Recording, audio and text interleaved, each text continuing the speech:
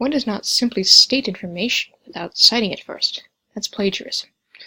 Unless, of course, you're going to be starting to post information which isn't yours on the internet without actually citing it all, in which case you're going to be heading directly into Mordor.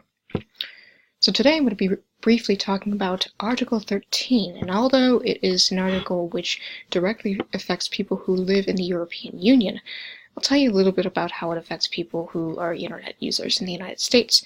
I'll also tell you about how it has been covered in other places in the world, so United States, Spain, and Germany. And then I'll also tell you about what is making this so confusing, and the disconnect, so where the disconnect is happening too. So let's begin with telling you actually what this is. Okay, so Ryan Brown of CNBC stated it best on September 12th by saying that it is an issue which could force digital platforms to use filtering systems to block copyright content. So what copyright content is, we'll get into that a little bit. But the idea here is that censorship will lead to fair pay where it is due. So people who have created this original content, the Beatles or whoever, like Nintendo, will get their pay where it is due. The Sun's Patrick Knox told us a day later in British Daylight Time that musicians like Paul McCartney supported the act, saying that such reforms are necessary to ensure credit is given where it is due. So critics like Wikipedia disagree.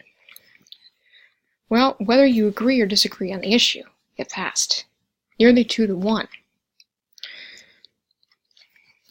So most news sources and networks in the United States covered it about the same, with varying degrees of bias, of course. Now, how it was covered in the rest of the world, like Spain, Germany, that's when it gets a little bit different. So, local news networks like Toledo 11 covered it pretty much the same way as CNBC. So, Chung Yuan on Toledo 11 News described it actually back in June as a controversial copyright law. So, that was about the same way as Ryan Brown of CNBC. But a German news network was not so polite by describing Article 13 as the death of the free internet should it be passed. Adding a Spanish voice to the conversation only fanned the flames.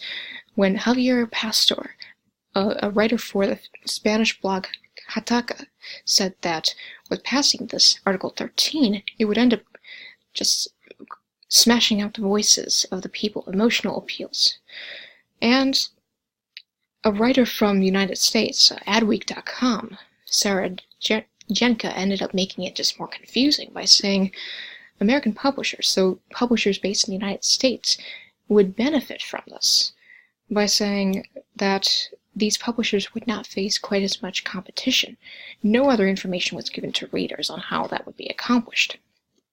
So going on to the confusing part of this, let's see where some of the disconnect starts to happen. So all news networks agreed on two things.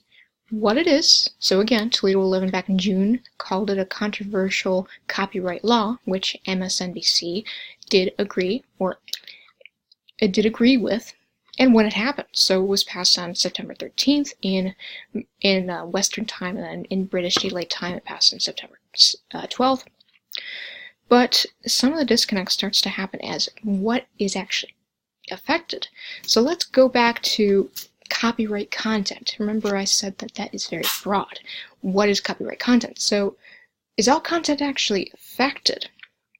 So the main point of it is that copyrighted content is indeed affected, but again, some sources say that all copyright content is affected no matter what the nature. So these sources I mentioned are Javier Pastor of Hataka, Chung Yuan of Toledo 11 News, Deutsch RT, whose author remains anonymous, and then Patrick Knox of The Sun. Now another author of the MSNBC said not necessarily. So that was Ryan Brown, who said that not all memes are actually going to be subject to this filter. So, say, original memes created by authors may not be, but if they're based on copyright content, they may be. So that leaves a little bit of a gray area there. So it depends on what constitutes as a meme.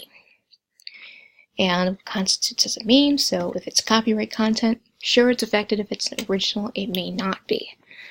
And again, I'm going to bring up that one article. So that adweek.com article published on September 12th by Sarah Jenka by saying, so these American publishers are going to be affected positively by there being lack of competition. No other information was given again. So let's wrap it up by saying that I told you what the Article 13 is all about. So it's censorship and its digital filtering system. I told you about how it's covered around the world, from Toledo, Ohio, all the way to Spain and Germany. And I told you about the disconnect. So apparently some American publishers, the United States-based publishers, are benefiting from it somehow. And no one's really sure if memes are affected. We don't really know. But at any rate, one does not simply post a meme without being wary about whether or not you're stepping on someone's toes when doing so.